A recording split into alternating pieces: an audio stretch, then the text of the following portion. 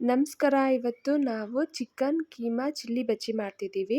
ಇಲ್ಲಿ 3/4 KG chicken, 2 spoon ಕಡಲೆ, 1 ಈರುಳ್ಳಿ, 3 ಸ್ಪೂನ್ ಕಾಯಿ, ಕೊತ್ತಂಬರಿ ಸೊಪ್ಪು, 5 ಪೀಸ್ ಲವಂಗ, 2 ಪೀಸ್ ಚಕ್ಕೆ, ಶುಂಠಿ ಬೆಳ್ಳುಳ್ಳಿ ಪೇಸ್ಟ್, ಚಿಲ್ಲಿ ಪೌಡರ್, ಧನಿಯಾ ಪೌಡರ್ನ ಹಾಕೊಂಡು ಗಟ್ಟಿಗೆ ನೀರು ಹಾಕ್ದಂಗೆ ರುಬ್ಕೋತಾ ಇದೀವಿ. ರುಬ್ಬಿರೋ ಮಿಕ್ಸ್ಚರ್ ಜೊತೆಗೆ ನಾವು ಚಿಕನ್ನ ಹಾಕೊಂಡು ಸ್ವಲ್ಪ ಸ್ವಲ್ಪ ಆಡಿಸ್ಕೊಂಡಿದ್ದೀವಿ.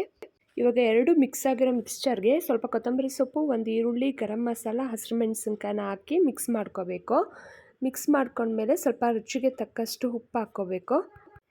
ಮಿಕ್ಸರ್ ರೆಡಿ ಆದಮೇಲೆ 1 ಕಪ್ ಕಡಲೆ ಹಿಟ್ಟು, ಅಕ್ಕಿ ಹಿಟ್ಟು ಮತ್ತು ಚಿಲ್ಲಿ ಪೌಡರ್, ಸ್ವಲ್ಪ ಅಡಿಗೆ ಸೋಡಾನ ಹಾಕ್ಕೊಂಡು ಮಿಕ್ಸ್ಚರ್ ರೆಡಿ ಮಾಡ್ಕೋಬೇಕು. ಬಜ್ಜಿ ಮೆಣಸಿನಕಾಯಿ ತೊಗೊಂಡು ಅದ್ರ ಒಳಗಡೆ ಇರೋ ಬೀಜನೆಲ್ಲ ತೆಗೆದು ನಾವಿಲ್ಲಿ ರೆಡಿ ಮಾಡ್ಕೊಂಡಿದ್ದೀವಿ ಸ್ಟಫಿಂಗ್ಸ್ ಎಲ್ಲ ಹಾಕಿ.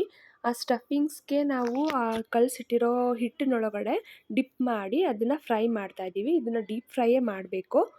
ಈ ರೆಸಿಪಿ ತುಂಬ ಟೇಸ್ಟಿಯಾಗಿರುತ್ತೆ. ಒಂದ್ಸಲಿ ಟ್ರೈ ಮಾಡಿ. Thank you.